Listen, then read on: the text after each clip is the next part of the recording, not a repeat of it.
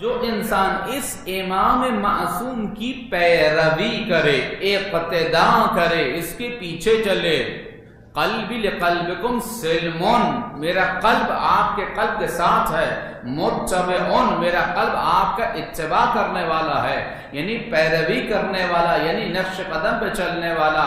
تو امام فرما رہے ہیں صراط مستقیم دنیا میں امام معصوم ہے کہ جس کی پیروی کا حق تمہیں ادا کرنا ہے، تو جو اس دنیا میں امام معصوم کی پیروی کا حق ادا کر دے وہ عالم آخرت میں کامیاب ہو جائے گا۔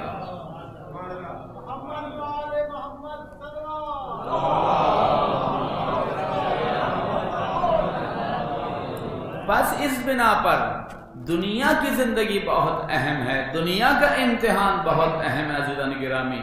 اور اس آیے مجیدہ میں سورہ طلاق کی 2 آیتوں کی جس کی تلاوت کے شرف حاصل کیا، ارشاد رب العزت ہے کہ وَمَن يَتَّقِ اللَّهَ يَجْعَل لَّهُ مَخْرَجًا، جو اللہ کا تقوی اختیار کرے اللہ اس کے لیے مشکلات سے نکلنے کا ایک راستہ کھول دیتا ہے۔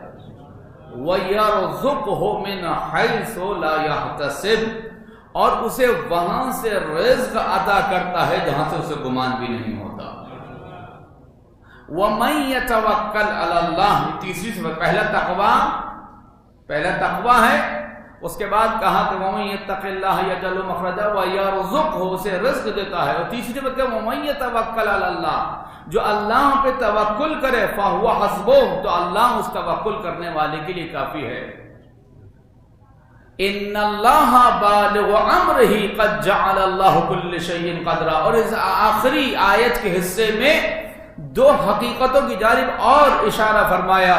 دامن وقت میں گنجائش نہیں کہ تمام حقائق کو کافی اور شافی انداز سے آپ کے سامنے پیش کر سکوں، لیکن ان اللہ بالغ امرہ، خدا اپنے کاموں کی تکمیل کرنے والا ہے۔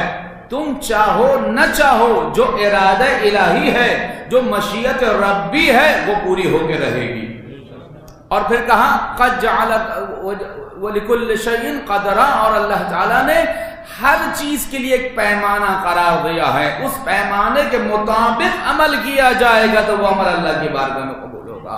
مل کے درود بھیجئے محمد و آل محمد۔ میں بہت تیزی کے ساتھ منزلوں کو طے کر رہا ہوں عزیزان گرامی۔ زندگی کی پہلی حقیقت جو اس آیے مجیدہ میں پیش کی گئی ہے، اس آیے مجیدہ کی جو تفسیر ہے اس کو ترک کرتے ہوئے اس آیے مجیدہ سے متعلق ایک اہم ترین نقطہ آپ کی خدمت میں عرض کر رہا ہوں۔ امام خمینی کے ایک استاد مشہد میں یا کسی اور حرم میں ملے اور کہا کہ میں تمہیں علم کیمیا سکھاتا ہوں، لیکن شرط یہ ہے کہ یہ علم کیمیا تم مرتے دم تک کسی کو نہیں سکھاؤ گے۔ ایک استاد اپنا ایک علم دے رہا ہے، شرط یہ ہے کہ علم کسی کو نہیں سکھایا جائے گا۔ سخت ہے انسان کے لیے، ایک انسان کے پاس علم ہو تو اس کا سینہ بھاری ہوتا ہے۔ مولا کائنات کے جو ارشادات ملتے ہیں کہ کنویں میں منہ دے کے رونا، یہ تمام حقیقتیں جو ہیں وہ علم کی وجہ سے ہیں کہ علی کو پہچاننے والے لوگ نہیں تھے اس زمانے میں، علی سے علم لینے والے لوگ نہیں تھے اس زمانے میں۔ خود ایک انسان کے لیے کہ جو در حقیقت اس کائنات کا مولا ہو، اسے علم حاصل کرنے والا کوئی نہ ہو تو اس کے لیے کتنا سخت ہوتا ہے۔ جو حضرت تدریس کے شعبے سے وابستہ ہیں وہ بخوبی جانتے ہیں کہ جب طالب علم کسب فیض نہ کرے تو پھر استاد کا سینہ تنگ ہو جاتا ہے۔ کہا کہ میں وعدہ نہیں کر سکتا، ممکن ہے کہ زندگی کے کسی مرحلے میں لغزشوں کا شکار ہو جاؤں اور جو وعدہ کیا ہے اسے وفا نہ کروں۔ عام کوئی مولوی ہوتا کہتا ٹھیک ہے سکھا دیجئے، بعد میں ہوگا دیکھا جائے گا۔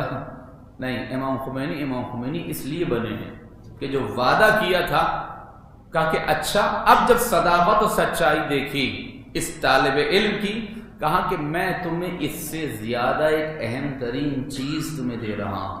توجہ رکھیے گا عزیزان گرامی، یہ جو ہم لوگ انتر منتر جنتر کے چکروں میں پڑے رہتے ہیں. جی مجرب عملیات محفوظ بھائی جنتے سے اٹھا کے لے آئیں گے جس کا انہیں کچھ پتا ہے کہ کس نے لکھی, کس نے چھاپی, کس نے نقل کی, کون سے امام سے تھی, لکھ دیا, ہم بھی لے آئے اور جناب پڑھ رہے ہیں.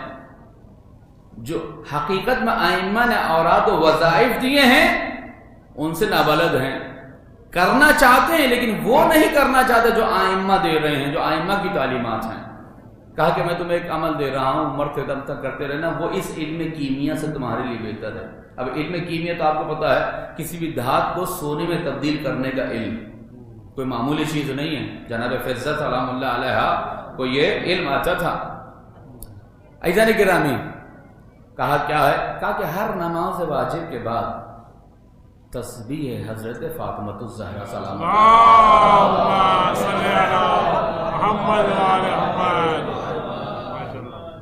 تسبیح جناب فاطمہ علم کیمیا سے افضل. 2 آیت الکرسی کی تلاوت اور 3 سورہ طلاق کی دوسری آیت کا آخری حصہ اور تیسری مکمل آیت جن کی تلاوت کا شرف میں نے حاصل کیا.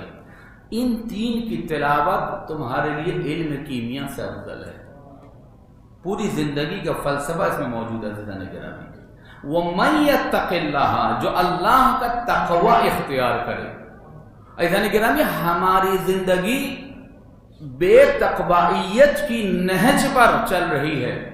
ہماری زندگی میں خدا پارٹ ٹائم ہے, فل ٹائم نہیں ہے. خدا ہماری نمازوں میں بھی خدا نہیں ہوتا. معذرت کے ساتھ آقا شریعت مرحوم کبھی کبھی وجد میں آتے تھے تو فرماتے تھے, جو حضرات ان کے نام سے آشنا ہیں وہ جانتے ہیں کہ کس ہستی کا نام لے رہا ہوں, وہ کہتے تھے کبھی کبھی شرک کیا کرو. تو مقدس میں آپ لوگ کہتے تھے ارے مولانا آپ شرک کی بات نہیں کر رہے ہیں. کہا کہ جب شرک کرو تو کم سے کم اپنے عمل میں خدا کو تو لے کر آؤ گے. خدا ہماری زندگی میں فل ٹائم نہیں ہے, پارٹ ٹائم ہے. وَمَن يَتَّقِ اللَّهَ, جو اللہ کا تقوی اختیار کرے, اللہ کا تقوی اختیار کرے. يَجْعَلْ لَهُ مَخْرَجًا, اللہ تعالیٰ اس کے لیے زندگی کی مشکلات سے نکلنے کا ایک مخرج, ایک راستہ, ایک راہ گشا اس کے لیے عطا کرے گا.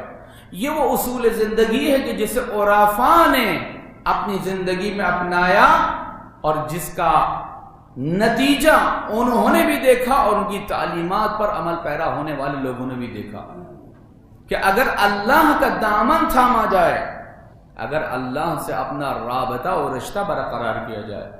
مجھے استاد پناہیان کی ایک بات یاد آ رہی ہے, کہنے لگے کہ ہم توبہ استغفار کیوں نہیں کرتے. کہنے لگے اس کی ایک وجہ یہ ہے کہ ہمیں خدا کے کرم اور اس کی رحمت پر یقین نہیں ہے. اگر یقین ہوتا اللہ کے کرم اور اس کی رحمت پر تو ہماری زبانیں کبھی استغفر اللہ ربی و اتوب الیہ سے نہیں تھکتی. عزیزان گرامی, چونکہ ہمیں خدا پر یقین نہیں ہے. خدا ہماری زندگی میں پارٹ ٹائم ہے, ہماری نمازوں میں خدا نہیں ہے. معذرت کے ساتھ بقول امام خمینی کہ ہمیں ایسی اپنی نمازوں پر استغفار کرنا چاہیے کہ جو نمازیں ہم پڑھ رہے ہیں. وَمَن يَتَّقِ اللَّهَ, تقوی کیا ہے؟ تقوی جسے حاصل ہو جائے, جسے تقوی کا مرحلہ جس کی زندگی میں آ جائے, یجعل لہ مخرجا, مشکلات سے نکلنے کا راستہ اس کے لیے آسان ہو جائے گا. اور پھر روایات میں ہے تقوی کی تعریف قرآن مجید میں کس طرح پیش کی گئی, لِكَيْ لَا تَأْسَوْا عَلَى مَا فَاتَكُمْ وَلَا تَفْرَحُوا بِمَا آتَاكُمْ, جو تم سے فوت ہو جائے, جو تم سے چلا جائے, جو تمہارے ہاتھ سے نکل جائے, اس پہ کبھی افسوس نہیں کرو. اور جو تمہیں حاصل ہو جائے کبھی اس پہ اترانا نہیں, کبھی فرحت و شادمانی نہیں کرنا کہ دیکھو آہا مل گیا بہت اچھا ہے. نہیں, جو مل رہا ہے وہ بھی امتحان الہی ہے, جو جا رہا ہے وہ بھی امتحان الہی ہے. خدا کبھی نعمت دے کر امتحان لیتا ہے اور کبھی نعمت لے کے امتحان لیتا ہے. تو تقوی کیا ہے؟ تقوی یہی ہے کہ جو زندگی میں کر رہے ہیں. عزیزان گرامی, میں بہت دیری کے ساتھ منزل طے کر رہا ہوں. گفتگو آپ سنتے رہتے ہیں صرف تکرار کے لیے, کیونکہ قرآن نے کہا ہے کہ تذکرہ دو, کیونکہ دل آمادہ ہوتے ہیں کہ ایک جانے والا چلا گیا ہے, ہم اس کی یاد میں جمع ہوئے ہیں. اور حقیقی ایصال ثواب یہی ہے کہ یہاں سے چینج ہو کے اٹھیں, یہاں سے تبدیل ہو کے اٹھیں، جس کی وجہ سے ہماری زندگی تبدیل ہو جائے، اور اگر زندگی تبدیل ہو جائے تو جتنا جتنا عمل کرتے چلے جائیں گے، مرحوم کو بھی ایصال ثواب ہوتا رہے گا، ہمارے لیے بھی ایصال ہدایت ہوتا رہے گا۔ مل کے درود بھیجیے محمد۔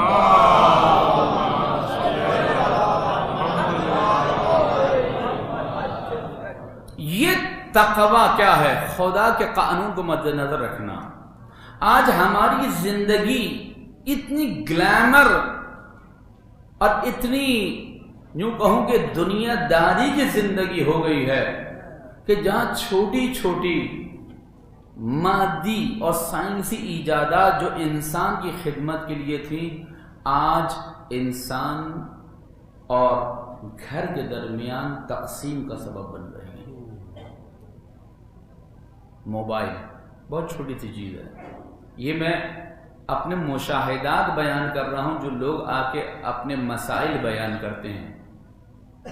موبائل ایک بے تقویت کی علامت ہے، جہاں میاں بیوی کا جو رشتہ ہے، جو انتہائی اعتماد والا رشتہ، اگر اعتماد اٹھ جائے پھر کوئی فائدہ نہیں۔ اعتماد بہت بڑی چیز ہے جدا نہیں کریں گی۔ جہاں عورت اپنے جسم، اپنی عزت، اپنی ناموس، اپنی تہذیب، اپنی ثقافت، اپنی ماضی کی قربانی دے کر ایک مرد کے ساتھ زندگی گزارنے کے لیے آمادہ و تیار ہو جائے، سب کچھ چھوڑ کر شوہر اور مجازی خدا کے گھر میں آ کر اس کی زندگی کا حصہ بن جائے، وہاں پر اگر اعتماد ختم ہو جائے، یہ بے تقویت ہے۔ زندگی مشترک شروع نہیں ہوتی، اعتماد اڑ جاتا ہے، طلاقیں ہو رہی ہیں، ابھی نکاح نہیں ہوا ہے، نکاح ہوئے چند روز ہوئے، چند مہینے ہوئے ہیں، طلاقیں ہوئی، کیا ہے؟ بے تقویت ہے۔ وَمَن يَتَّقِ اللَّهَ يَجْعَل لَّهُ مَخْرَجًا۔ طے یہ پاتا ہے بعض اوقات کہ شوہر کہ جس کا ماضی داغدار ہے معذرت کے ساتھ، بیوی کہ جو جاب کرنے والی ہے، دونوں اس طے یہ کرتے ہیں کہ نہ تم میرے موبائل میں دخل اندازی کرو گی، نہ میں تمہارے موبائل میں دخل اندازی کروں گا، اور اگر تم نے میرا موبائل چیک کیا تو میں تمہارا موبائل چیک کروں گا۔ اس موبائل کی وجہ سے واقعاً میں آپ کی خدمت طلاقیں ہو رہی ہیں، اعتماد اٹھ رہی ہے، کہ بے تقویت ہے۔ جہاں چھوٹی سی ڈیوائس انسان اعتماد کے لیے پیش نہ کر سکے۔ مجھے کسی نے ایک پیغام بھیجا، بڑا اچھا لگا مجھے، میں نے کئی جگہ کہا کہ مومن وہ ہے کہ جس کا موبائل اس کی پوری فیملی استعمال کر سکتی ہے۔ یہ جو کوڈ لگا کے چھپا چھپا کے آپ کیا چھپانا چاہ رہے ہیں؟ میں نے کسی موقع بیان کیا تھا، امام زمانہ اگر آئیں اور یوز سے کہیں، جوانوں سے کہیں کیا دے سکتے ہو؟ مولا جان دے سکتے ہو۔ مولا نہیں کہا چاہے تم موبائل دے دو۔ اب کیا ہوگا؟ جلدی جلدی ڈیلیٹنگ کا عمل شروع ہوگا۔ امام کہیں گے نہیں، بغیر ڈیلیٹ کیے دینا ہے۔ کتنے موبائل ملیں گے امام کو؟ توجہ کر سکتے ہیں آپ؟ یہ بے تقویت کی علامات ہے کہ جہاں پر مرد و زن جو قریبی ترین رشتہ ہے اس کائنات کا، پاکیزہ ترین رشتہ ہے اس کائنات کا، وہ تباہ و برباد۔ وَمَن يَتَّقِ اللَّهَ يَجْعَل لَّهُ مَخْرَجًا۔ اللہ پہ بھروسہ، اللہ پہ تقویٰ، تو اللہ تعالیٰ نکلنے کے راستے فراہم کرتا ہے۔ واضح ترین مثال جو قرآن کریم نے اور بھی مختلف انداز سے پیش کی ہے، واضح ترین مثال اس دور کے لیے حضرت یوسف علیہ السلام کی ہے۔ جب سارے دروازے بند، گناہ مہیا، ہر چیز آمادہ و تیار گناہ پر عمل درآمد ہونے کے لیے، دیکھنے والا کوئی نہیں، ملامت کرنے والا کوئی نہیں، گناہ کرنے والا اپنی تمام حسن جمال کے ساتھ موجود ہے، لیکن وَمَن يَتَّقِ اللَّهَ، جو اللہ کا تقوی اختیار کرتا ہے، حضرت یوسف علیہ السلام نے اس گناہ سے دامن بچاتے ہوئے دوڑنا شروع کیا۔ آیت یہ کہہ رہی ہے کہ بظاہر اسباب تمہارے لیے بند ہو جائیں گے، دروازے بند نظر آئیں گے، لیکن اگر اللہ کے لیے تم کام کرنا شروع کرو گے تو یکے بعد دیگر دروازے کھلتے چلے جائیں گے، اللہ نجات کا راستہ فراہم کر دے گا۔ آواز بلند سلوات۔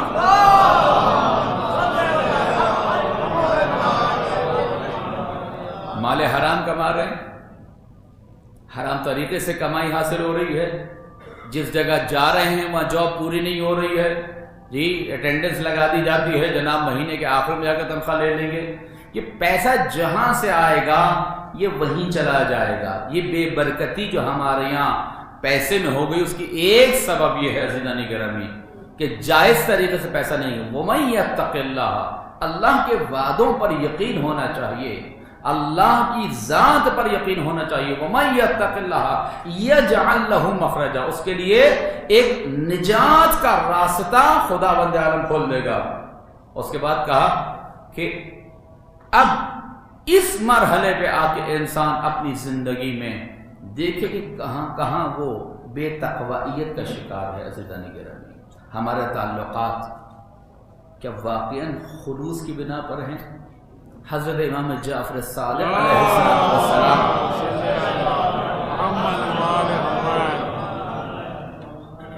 فرمایا جو اپنے رشتہ داروں سے میل ملاپ کرتا ہے خدا موت کی سختیاں اس پہ آسان کر دیتا ہے. اس سے زیادہ خوبصورت دین ہوگا کوئی؟ آپ اپنے رشتہ داروں سے، کون؟ آپ کا بھائی، آپ کا فرسٹ کزن، چچا زاد، تایا زاد، مامو زاد، پھوپھی زاد، خالہ زاد، یہ آپ کے فرسٹ کزن ہیں، یہ خونی رشتہ دار ہے. ان سے صلہ رحم واجب ہے. ان سے ملنا، ان سے جڑنا، ان سے تعلقات برقرار کرنا خدا کی رضا کے لیے، خدا کی محبت کے لیے موت کی سختی کو آسان کر دیتا ہے. آج ہمارے تعلقات بھی مغرضانہ ہو گئے ہیں. وہ نہیں آتا، بھائی آپ کیوں نہیں آتے؟ ذرا وہ نہیں آتے، وہ نہیں آتے تو آپ جائیں. ائمہ کی روایات بھری پڑی ہیں. جو تم سے تعلق توڑے اس سے اپنے تعلق جوڑو. ہمارا تعلق کیا ہے؟ وہ آئے گا تو ہم آئیں گے. ائمہ کیا کہ ائمہ کو علم نہیں تھا، نعوذ باللہ، جو ہمیں علم ہے. اگر ائمہ کی واقع احادیث کو ہم اپنی زندگی میں اپنائیں ہماری زندگی گلزار بن جائے. وَمَن يَتَّقِ اللَّهَ، یہ جو مشکلات ہیں، پریشانیاں ہیں، دروازے بند نظر آ رہے ہیں ہمیں، بڑے بڑے تالے نظر آ رہے ہیں ہمیں، اس کی وجہ کیا ہے؟ کہ خدا بار بار آزمانا چاہتا ہے. دیکھیے خدا کے لیے کسی مشکل کو آسان کرنا کوئی مسئلہ نہیں ہے. خدا در حقیقت ان مسائل کے ذریعے، ان مشکلات کے ذریعے سے ہمیں آزمانا چاہتا ہے کہ کون کتنے ایمان مستحکم ہیں. اس لیے کہ ایک طالب علم کو کہ جو ایک تربیت کے دورے کو گزار رہا ہو، بعض اوقات وہ فیٹ اپ ہو جاتا ہے، پریشان ہو جاتا ہے، نالا ہو جاتا ہے، شکوے شکایت کرنے لگتا ہے. لیکن جب تربیت کے بعد اپنے اس مرحلے کو دیکھے گا تو کہے گا کہ کتنا بہترین زمانہ تھا جہاں میں نے تربیت پائی. وہ تمام تربیت آج میری زندگی میں میری معاون ثابت ہو رہی ہے. اور روایات میں ملتا ہے کہ جب انسان اور روز قیامت اپنی مشکلات کو دیکھے گا اور مشکلات کے مقابلے میں اپنے صبر کو دیکھے گا تو کہے گا اے کاش یہ مصیبت، یہ پریشانی ساری زندگی میرے ساتھ رہتی تاکہ میں اس پہ صبر کر کے اپنے ایمان کو تقویت دیتا رہتا. کیوں؟ کیا خدا کے لیے ان مشکلات کو رفع کرنا مشکل ہے؟ نہیں. خدا یہ چاہتا ہے کہ تم اپنے ایمان کی تقویت کرو. وَمَن يَتَّقِ اللَّهَ، اللہ کا تقوی اختیار کرو. وَيَرْزُقْهُ مِنْ حَيْثُ لَا يَحْتَسِبُ، اور خدا وہاں سے تمہیں رزق عطا کرے گا کہ جہاں سے تمہیں گمان بھی نہیں ہے. اس لیے ائمہ نے ہمیشہ عطا کرنے پر، انفاق کرنے پر، دینے پر، خرچ کرنے پر ہمیں زور دیا ہے. اس کی سادی سی مثال میں ہمیشہ عرض کرتا ہوں کہ یہ سادہ سا اصول اللہ نے ہمارے جسم میں بھی رکھا ہے. جب تک پھیپھڑوں کا سانس آپ اخراج نہیں کریں گے آپ نیا سانس نہیں لے سکتے. لینا چاہتے ہو فطرت سے، نیچر سے، تو پہلے کچھ دو تاکہ تمہیں کچھ ملے. یہ جو کثرت کے ساتھ روایت ملتی ہے، یہ جو انفاق کا ہے، خرچ کرو، رشتہ داروں پہ خرچ کرو. مولانا جب پیسے ہوں گے، جب گشائش ہوگی، جب زیادہ بونس لگ جائے گا، نہیں. ائمہ نے ہمیشہ تاکید کی ہے جتنا مال بھی ہے اس میں سے خرچ کرنے کی عادت ڈالو. ایک ہمارے دوست ہیں جنہوں نے 500 روپے سے خمس دینا شروع کیا. یہ میرے سامنے کی بات ہے. آج وہ 5-5 لاکھ اور 50-50 لاکھ خمس ادا کر رہے ہیں۔ خدا کے وعدوں پہ یقین ہے، خمس دینے سے مال کم نہیں ہوتا ہے۔ 500 روپے دیے، 5000 روپے دیے، 50,000 روپے دیے، 5 لاکھ روپے دیے، 50 لاکھ روپے دیے، خدا کے وعدوں پہ یقین ہو تو پھر انسان کے لیے زندگی آسان ہو جاتی ہے۔ خدا وہاں سے مدد کرتا ہے عزیزان گرامی کہ جہاں سے انسان کو گمان بھی نہیں۔ وَيَرْزُقْهُ مِنْ حَيْثُ لَا يَحْتَسِبُ۔ چونکہ ہم خدا سے یا خدائی تعلیمات سے دور زندگی بسر کرتے ہیں تو یہ باتیں بھی بڑی عجیب سے لگنے لگتی ہیں کہ جناب مولانا پتہ نہیں کون سی جناتی قسم کی باتیں کر رہے ہیں، لیکن یہ حقیقت یہی ہے عزیزان گرامی۔ ہمیں زندگی کی حقیقتوں سے اتنا دور کر دیا گیا ہے کہ یہ باتیں ہمیں اجنبی معلوم ہوتی ہیں، ہمیں نہیں لگتی، ہمیں بری لگتی ہیں۔ اور پھر کہ وَمَن يَتَوَكَّلْ عَلَى اللَّهِ فَهُوَ حَسْبُهُ، جو توکل کرے اللہ پر، جو اللہ پہ بھروسہ کرے، اللہ اس کے لیے کافی ہے، اللہ اس کی مدد کے لیے کافی ہے۔ ایک شخص آیا، اس نے اپنا جانور جو ہے وہ سرائے کے باہر باندھ دیا، چھوڑ دیا کہ اللہ پہ توکل کرتا ہوں، اور یہ کہہ کے چلا گیا۔ واپس آیا تو جانور فرار کر چکا تھا۔ کہا کہ میں نے تو اللہ پہ توکل کیا۔ امام نے اس سے جب امام کی خدمت میں گیا اور روتا ہوا تو امام نے کہا تم نے کہاں توکل کیا؟ کہا کہ میں نے اپنا جانور اللہ پہ توکل کر کے چھوڑ دیا تھا۔ امام نے کہا نہیں، توکل اسے نہیں کہتے، پہلے جانور کو باندھو بعد میں اللہ پہ توکل کرو، پہلے اپنی ڈیوٹی اور اپنی ذمہ داری ادا کرو تاکہ تم خدا کے وعدوں پر یقین کر سکو، اس کے بعد خدا پہ توکل کرو۔ ہم اپنی ذمہ داریاں ادا نہیں کرتے عزیزان گرامی، یہی وجہ ہے کہ توکل کا جو معنی اور مقصد ہمیں حاصل ہونا چاہیے ہم اس سے عاری رہتے ہیں، ہم اس سے دور رہتے ہیں۔ وَمَن يَتَّقِ اللَّهَ يَجْعَل لَّهُ مَخْرَجًا وَيَرْزُقْهُ مِنْ حَيْثُ لَا يَحْتَسِبُ وَمَن يَتَوَكَّلْ عَلَى اللَّهِ فَهُوَ حَسْبُهُ۔ خدا کافی ہے اس کے لیے عزیزان گرامی، اس سے زیادہ میرے پاس دامن میں گنجائش نہیں ہے۔ صاحب خانہ سے انتہائی معذرت کے ساتھ کہ مجھے پہلے سے چونکہ 2 وعدے تھے وہاں پہنچنا ہے، لہذا چونکہ مولانا طالب حیدر ہمارے دوستوں میں سے ہیں، یقیناً ان کے لیے سخت ہے ایک بیٹے کے لیے، اہل خانہ کے لیے، لواحقین کے لیے کسی عزیز کا جانا۔ اس بنا پر انہوں نے مجھے حکم دیا، میں نے تعمیل حکم میں حاضر ہوا۔ ایک انسان جب اس دنیا سے جاتا ہے، یہ روایت کا خلاصہ بتا رہا ہوں، تو لوگ کہتے ہیں کیا چھوڑ کے گیا، فرشتے کہتے ہیں کیا لے کر آیا، کیا لے کے آیا۔ عزیزان گرامی، میں نے شروع میں عرض کیا کہ دنیا کا امتحان آخرت کے لیے مقدمہ ہے۔ جتنا وقت یہاں پر اللہ تعالی ہمیں دے رہا ہے اس وقت کو صحیح استعمال کرنے سے، جو نعمت اللہ تعالی ہمیں دے رہا ہے، جو صلاحیت دے رہا ہے، جو طاقت ہمیں عطا کر رہا ہے، جو اسکلز ہمیں دیے ہیں، وہ سب عالم آخرت کی تیاری کے لیے۔ یہ جو ہم کہتے ہیں توفیق نہیں ہے، یہ توفیق کیوں نہیں ہے عزیزان گرامی؟ اس کی وجہ یہی ہے کہ جو بنیادی ترین چیزیں اللہ نے ایکول ڈیوائڈ کی ہیں، عقل ہمیں عطا کی ہے، وقت ہمیں عطا کیا ہے، صلاحیتیں ہمیں عطا کی ہیں۔ میں فلسفی انداز سے اگر اس کو ثابت کروں بہت وقت چاہیے مجھے، لیکن اللہ تعالیٰ نے سب کو وقت دیا ہے، سب کو جوانی دی ہے، سب کو زندگی دی ہے۔ یہ وہ بنیادی ترین ضروریات ہیں انسانی زندگی کے لیے کہ جس کو جو انسان جتنا صحیح طریقے سے استعمال کرتا چلا جائے گا وہ خوش توفیق ہوتا چلا جائے گا، جو ان کو ضائع کرتا چلا جائے گا وہ بد توفیق ہوتا چلا جائے گا۔ طالب علم کی مثال میں دوں اور تیزی سے آگے گزر جاؤں۔ طالب علموں کو ایک سال دیا جاتا ہے کہ تم پڑھو، ایک طالب علم کھیلتا ہے، ایک طالب علم پڑھتا ہے، ایک طالب علم وقت برباد کرتا ہے، ایک طالب علم وقت کو صحیح استعمال کرتا ہے۔ وہی چیز دونوں طالب علموں کو برابر عطا کی گئی۔ جس نے بنیادی طور پر اپنی صلاحیت اور وقت سے صحیح استفادہ کیا عزیزان گرامی وہ خوش توفیق ہوتا چلا جائے گا، اور جس نے ظاہری چیزوں کو چھوڑ کر خدائی وعدوں کے مطابق کہ ہم ہو جائے گا، کر لیں گے، دیکھ لیں گے، ایسا ہوگا ویسا ہوگا، پاس ہو جائیں گے، زندگی گزاری وہ بد توفیق ہوتا چلا جاتا ہے. یہ جو ہماری زندگی سے توفیق اٹھ رہی ہے، ہم سوچتے رہ جاتے ہیں دوسرا کوئی کام کر جاتا ہے، ہم سوچتے رہ جاتے ہیں دوسرا کوئی نیکی کر جاتا ہے. عزیزان گرامی، یہ ہمیں چیک کرنا چاہیے کہ یہ بد توفیقی کیوں حاصل ہو رہی ہے. جہاں مدد کرنے کا موقع ہو وہاں میرا ہاتھ پیچھے رہ جائے، جہاں کوئی ایڈوائز دینے کا موقع ہو میری زبان ساکت ہو جائے، جہاں کچھ دکھانے کا موقع ہو میرے اشارے منجمد ہو جائیں، جہاں کسی کے رہنمائی کا موقع ہو میرے ہاتھ بند جائیں، میرے پیر ساکت و جامد ہو جائیں. اس کا مطلب ہے کہ یہ بد توفیقی کی علامت ہے کہ میں کسی کی نہ آنکھوں سے، نہ زبان سے، نہ ہاتھ سے، نہ مال سے، نہ اشاروں سے، نہ علم سے، نہ تجربے سے، کسی بھی انداز سے مدد نہیں کر پا رہا. یہ بد توفیقی ہے.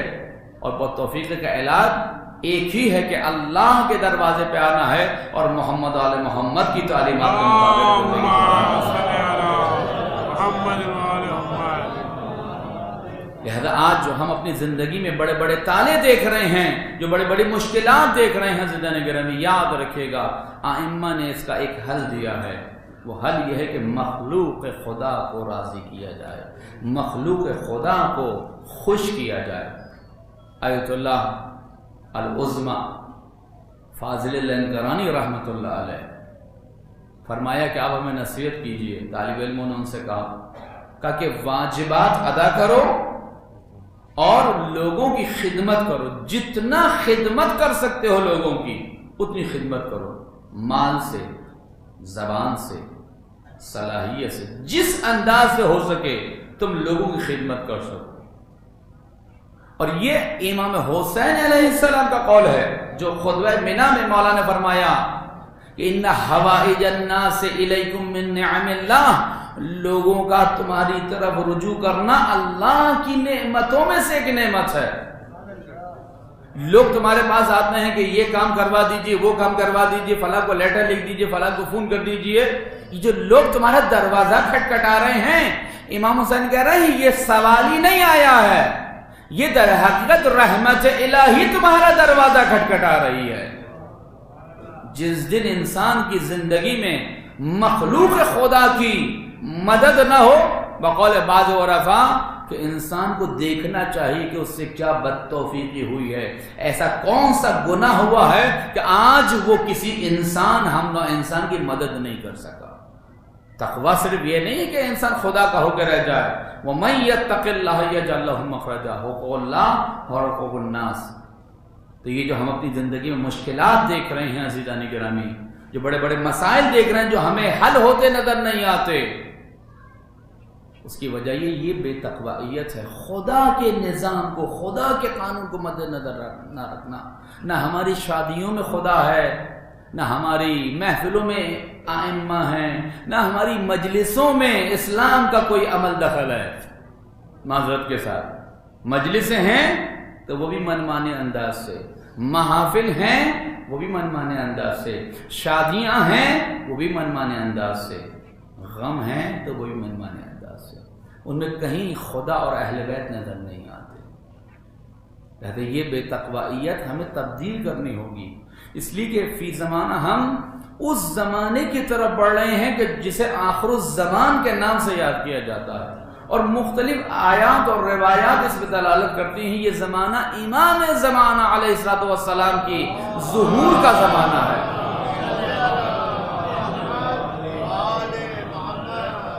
امام کے ظہور کا زمانہ ہے، اور اس کے لیے صرف نعروں سے، دعووں سے حقیقت تبدیل نہیں ہو سکتی. عمل کی طرف آنا ہوگا عزیزان گرامی، پریکٹیکل کی طرف آنا ہوگا، اپنی زندگی تبدیل کرنی ہوگی، اپنی زندگی میں خدا اور اہل بیت کے نظام کو نافذ کرنا ہوگا. تب جا کر امام زمانہ کے لیے کچھ مفید ثابت ہو سکتے ہیں. وَإِلَّا تاریخ میں بہت ساری ایسی مثالیں ملیں گی کہ لوگ انتظار کرتے رہ گئے ائمہ کا، ائمہ آئے اور چلے گئے، وہ اسی بد توفیقی کی زندگی میں گل سڑ کر مر گئے، اسی زندگی میں. لہذا خدا کہہ رہے بد توفیقی کا علاج کرنا چاہتے ہو، یہ جو عمل تمہیں نہیں ہو رہا، نماز ہم سے وقت پہ نہیں ہو رہی ہے. کسی نوجوان سے میں نے پوچھا کتنی نمازیں؟ 5. میں نے کہا کتنی پڑھتے ہو بیٹا؟ کہیں گے 4. میں کون کون سی؟ ظہر سے مغرب عشاء. فجر؟ کہیں گے فجر کی تو مولانا وہ اکثر قضا ہو جاتی ہے. بھائی کیوں قضا ہو جاتی ہے؟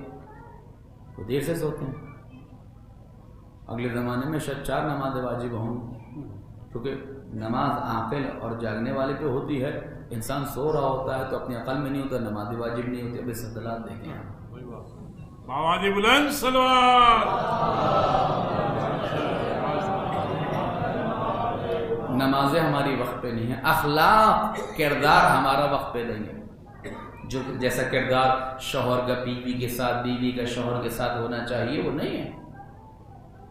آج تم میرے موبائل کو چیک نہیں کرو، میں تمہارے موبائل کو چیک میں تمہاری پرسنل لائف میں ایک کمرے میں ایک چھت کے نیچے رہنے والے جب یہ حال و اعتماد کا اور ٹرسٹ اور بھروسے کا کہ میں تمہاری انفرادی زندگی میں تم میری انفرادی زندگی، یہ پرسنل لائف ہے نا موبائل پر. آج پرسنل لائف ہو گئی، طلاقیں ہو رہی، جدائیاں، یہ بے تقوائیت ہے. اخلاق و کردار اتنا رقیق، اتنا گھٹیا، اتنا ناگفتبے ہو گیا ہے کہ بعض اوقات لوگ آگے جب مسائل بیان کرتے تو یقین کیجئے کہ آنکھوں میں کانوں میں اپنی انگلیاں دے لیتا ہوں. ہم ان مسائل کا سامنا کر رہے ہیں اس صدی میں، اس زمانے میں. یہ بے تقوائیت ہے. حجاب کا عالم ہمیں پتہ ہے، عمل کا عالم ہمیں پتہ ہے، تقلید کا عالم ہمیں پتہ ہے، مجلسیں ہماری کیسی ہیں، کیا ان میں کہا جا رہا ہے، کیسے لوگ آ رہے ہیں وہ ہمیں پتہ ہے. میلادوں میں کیا ہو رہا ہے، ابھی ایام آنے والے آپ دیکھیے گا کہ دھوم دھڑکا ناچ گانا جو کچھ ہو سکتا ہے وہ ہو رہا ہے. یہ سب بے تقوائیت کی علامت ہے. لہذا انسان اگر چاہتا ہے کہ کامیاب زندگی گزارے تو وہ اپنے خدا کے ساتھ زندگی گزارے. اسے فل ٹائم خدا کو ٹائم دینا چاہیے. پھر اس کے ساتھ ساتھ اہل بیت علیہ السلام کا توسل، ان کی تعلیمات اور ان کی دستگیری کے ذریعے سے انسان کو راہ کو طے کرنا چاہیے. بڑے بڑے عرفاء فرماتے ہیں کہ اگر تم کامیاب زندگی گزارنا چاہتے ہو تو امام حسین علیہ السلام کی طرف رجوع کرو. بغیر استمداد امام حسین علیہ السلام، امام حسین کی مدد کے بغیر اس راہ کو طے کرنا انتہائی دشوار ہے. بڑے بڑے عرفاء امام حسین کے توسل کے بغیر اس راہ کو طے نہیں کہتے. جتنی بھی عنایات ہیں، خاص عنایات ہیں، وہ امام حسین علیہ السلام کے در اقدس سے جاری و ساری ہیں. عزیزان گرامی، امام حسین علیہ السلام کی شخصیت تمام اہل بیت، لیکن امام حسین کے لیے عرفاء کا ایک خاص انداز ہے، خاص انداز ہے، خاص توجہ ہے، خاص عنایت ہے، خاص ایک در حقیقت کہوں کہ میل بات نہیں ہے امام حسین کی طرف، اور وہ بلا وجہ نہیں ہے. دامن وقت میں گنجائش نہیں میں اس کو ذکر کروں.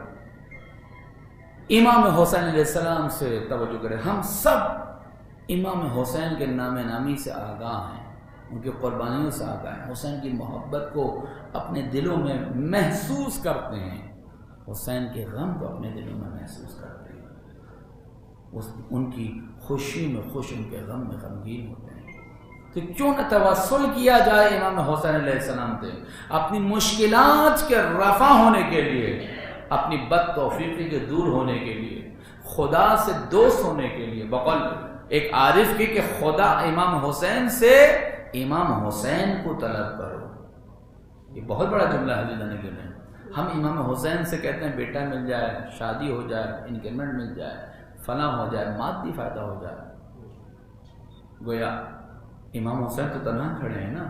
کہا حسین سے حسین کو طلب کرو، حسین سے حسین کو مانگو، حسین سے حسین کو چاہو. یہ وہ رزق ہے، یہ وہ عنایت ہے جس کو رسول اللہ نے فرمایا من رزق اللہ حب الائمہ من اہل بیتی فقد اصاب خیر الدنیا والآخرہ. فرماتے ہیں جس کو میں نے اہل بیت میں سے ائمہ کی محبت کا رزق مل جائے اسے دنیا اور آخرت کی خیر کثیر عطا ہو جاتا ہے. حب ائمہ،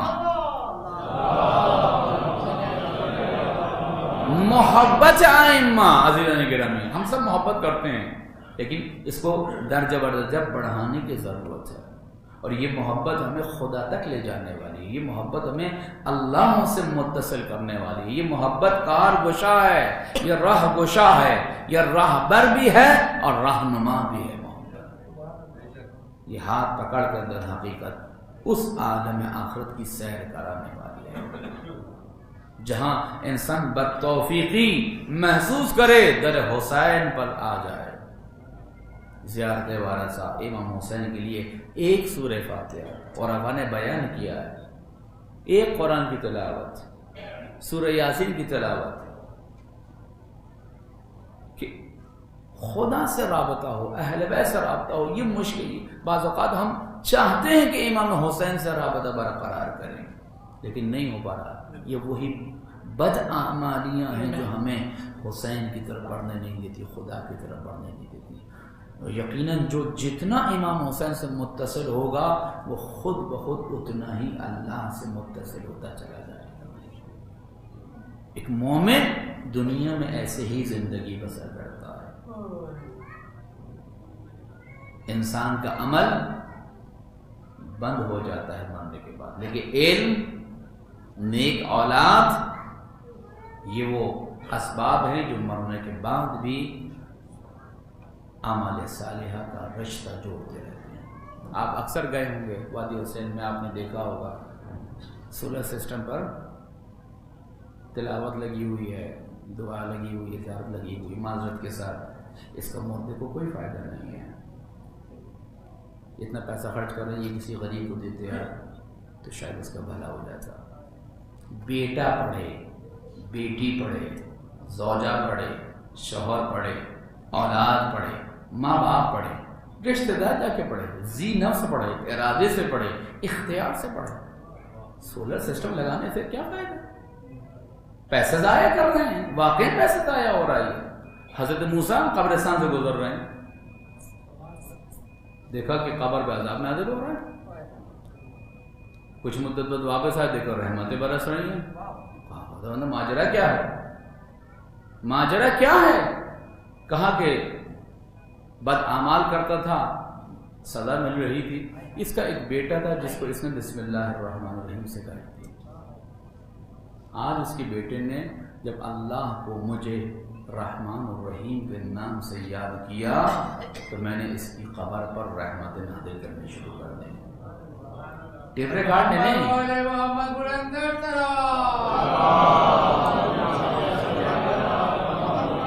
سولر سسٹم میں نہیں, انسان, انسان ذی نفس صاحب ارادہ انسان. توجہ رکھیے گا, کوشش کریں اپنے گھروں میں اپنا اخلاق, اپنا کردار والدین سے, بچوں سے, زوجہ سے, شوہر سے, گھر کے بزرگوں سے جتنا بہتر ہو. اس لیے کہ یہ وہ اخلاق ہے کہ جس کے لیے کہا گیا ہے کہ نامہ اعمال میں سب سے زیادہ وزنی چیز انسان کا اخلاق ہوگا. ایک اور چیز سلوات کے لیے بھی ہے کہ وزنی ترین وزن جو ہے وہ سلوات ہے, اور ایک روایت ہے کہ سب سے وزنی ترین عمل جو ہے وہ سلوات محمد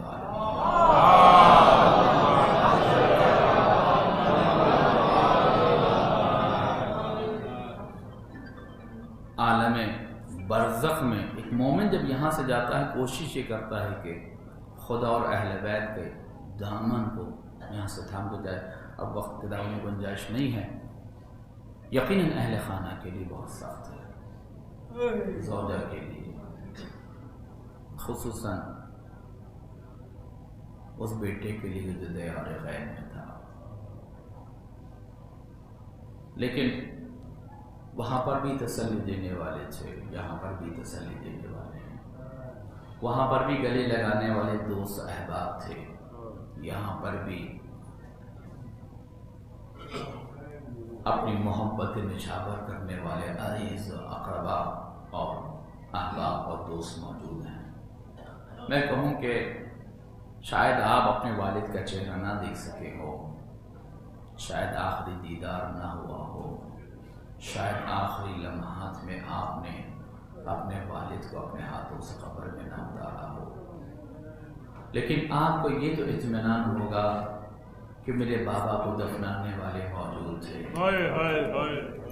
میرے بابا کو غسل دینے والے موجود تھے، میرے بابا کا لاش جنازہ اٹھانے والے موجود تھے، مگر ایک بیٹا ایسا ہے کہ جسے یہ دکھ ساری زندگی رہا، یہ دکھ ساری زندگی رہا، اور وہ میرا اور آپ کا چوتھا امام ہے۔ عزیزان گرامی، ہوتا یہ ہے کہ جب کسی کا انتقال ہو جاتا ہے، خبر کر دی جاتی ہے، لوگ آتے ہیں کہتے ہیں تم یہاں بیٹھو، ہم تمہارے کام کرنے والے ہیں۔ سوئے ہم تک پڑوسی، اعزا، اقربا، دوست، احباب سب مل کر اس کی مدد کرتے ہیں تاکہ اس کا غم ہلکا ہو سکے، اسے دلاسا، پرسا و تعزیت پیش کی جائے۔ مگر ہائے سید سجاد، اللہ اکبر، ارے جب بابا کی شہادت کی خبر ملی ہے، کیسے ملی ہے؟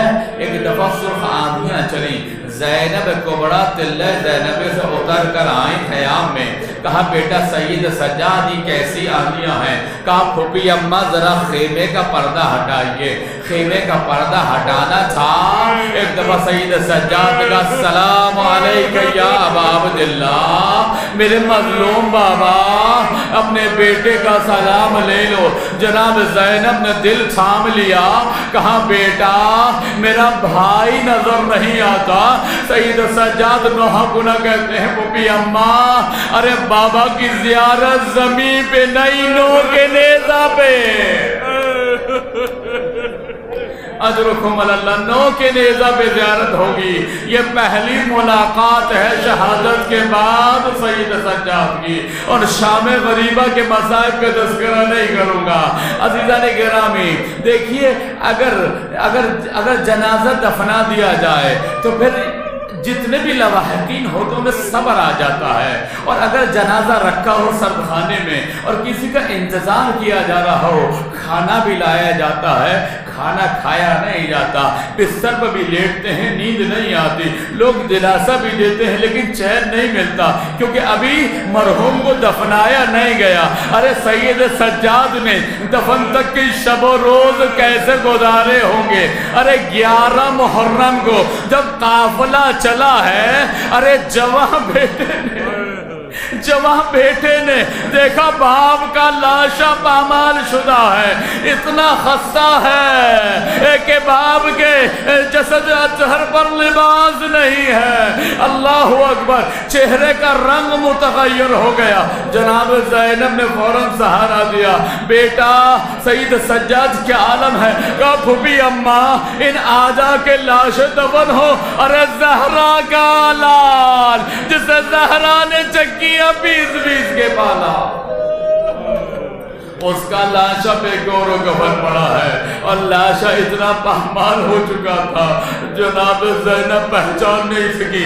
ایک دفعہ لاش حسین کے گرد چکر لگانے شروع کیے بیوی نے۔ ایک دفعہ بیوی سے جب بیوی نے 3 سوال کیے، کیا تو میرا بھائی حسین ہے؟ کیا تو علی مرتضیٰ کا فرزند ہے؟ اور تیسرا سوال کیا، اور ایک ایسا کام کیا جو کسی معصوم نے نہیں کیا، فرمائے کیا تو فاطمہ زہرا کا فرزند ہے جسے فاطمہ نے چکیا 20 کے بالا ہے؟ اور یہ کہہ کر جب چکر لگا رہی تھی، امام سجاد نے پوچھا پھوپھی اماں آپ چکر کیوں لگا رہی ہیں؟ کہا کہ دیکھ رہی ہوں حسین کے جسم میں کوئی جائے سالم مل جائے جہاں زینب بوسہ دے سکے، الوداعی بوسہ۔ عزیزان گرامی، اس کے بعد بی بی جھک گئی، ایک دفعہ کٹی ہوئی رگوں پر اپنے لبوں کو رکھ دیا، شاید نانا کو یاد کیا ہوگا، نانا آپ لبوں کے بوسے لیتے تھے، میں رگوں کے بوسے لے رہی ہوں، اماں تم نے لب حسین کے بوسے لیے، ارے میں حسین کی کٹی رگوں کے بوسے۔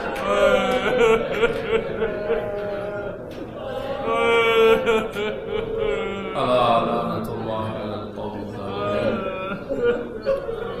وسيعلم الذين ظلموا أي منقلب ينقلبون۔ بار الہ ہماری اس قلیل عبادت کو قبول فرما، الہی آمین۔ ہماری ناصب ہماری بخشش کا ذریعہ قرار دے، خداوندہ مرحوم کی درجات میں بلندی عطا فرما، اور کے لوائق مصبر جمیل ان کے حقوق شرعیہ کو ادا کرنے کی توفیق عطا فرما، ان کے درجات میں بلندی کے ساتھ ان کو جوار معصومین میں جگہ عنایت فرما، بار الہ ہمیں دنیا اور آخرت کے امتحانوں میں اہل بیت کے توسط سے کامیابی کی مقدمات فراہم کرنے کی توفیق عطا فرما، بار الہ مرحوم کے گناہ کبیرہ صغیرہ کی مغفرت فرما، ان کو امام حسین کے خاص اصحاب اور خدمت گزاروں کے